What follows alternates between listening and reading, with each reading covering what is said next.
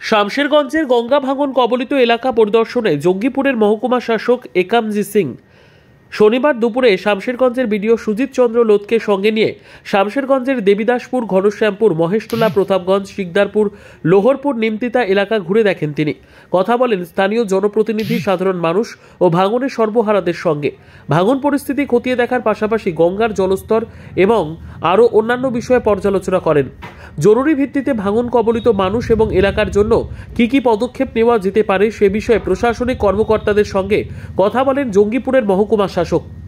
উল্লেখ করা যেতে পারে, অন্যান্য বছরের মতো এবছরও বিগত কয়েকদিন থেকে শামশেরগঞ্জের লোহরপুর, শিকদারপুর, প্রতাপগঞ্জ এলাকায় ভয়াবহ গঙ্গা ভাঙন লক্ষ্য করা যায়। ভাঙনের গর্ভে ক্রমশ তলিয়ে যাচ্ছে একের পর এক বাড়িঘর।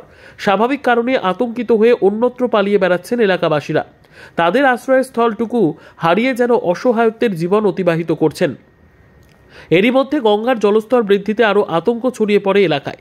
যদিও শুক্রবার থেকেই গঙ্গার জলস্তর অনেকটাই কমেছে, শনিবার নদীর জলস্তর সহ ভাঙনের অবস্থা ও এলাকাবাসীর দুর্বিষহ অবস্থা খতিয়ে দেখেন জঙ্গিপুরের মহকুমা শাসক একামজি সিং।